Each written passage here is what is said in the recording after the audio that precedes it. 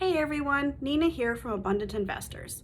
Today, the tip of the day, I'd like to chat about closing dates. I know I already talked about closing dates last week, but this week I want to talk about closing dates for single family dwellings. Now, two of the reasons you might be purchasing a single family dwelling as an investor is going to be either a buy, rent, hold, and or for a lease option for your tenant buyer. Now, we talked about having the closing date on the 5th of the month for your multi-unit and commercial, so single family dwellings, I prefer to have it on the 25th. I know, crazy, but here's my reasoning.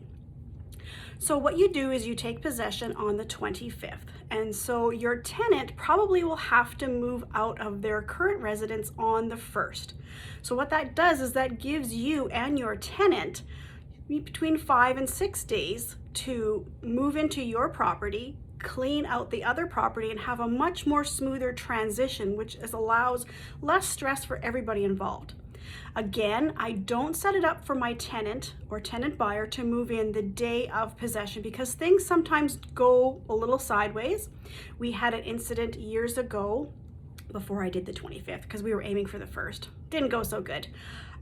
What we did is we had the tenant buyer moving in the same day as possession. Well, guess what? It was actually also a long weekend, so the lawyers were not able to advance the funds, so we were not able to close on the property. Now, that turned out to be a bit of a gong show, but we did appease the tenant buyer by putting them into a hotel for the night. But to make things smoother moving forward, we took possession on the 25th.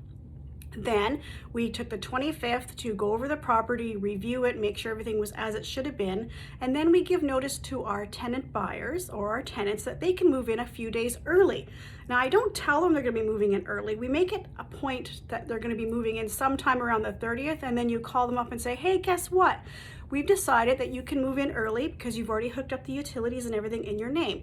So let's meet together, sign the documents, and you can get in earlier and make your transition smoother. This is going to go a long way with the relationship with your tenants. You're going to come out like a hero, and it's going to make everything so much smoother.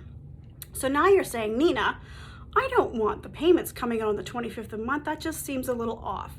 So then what you do is you contact your lender and you can move the payment to the 5th of the month. You can do that. You just contact them, fill out a form, and check off the date that you want the loan monies to come out. Now, again, I like the 5th of the month for the loan payment because that gives you that 5 days grace period to make sure the money is in the bank from your tenant paying you.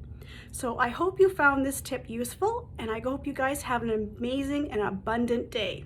Take care.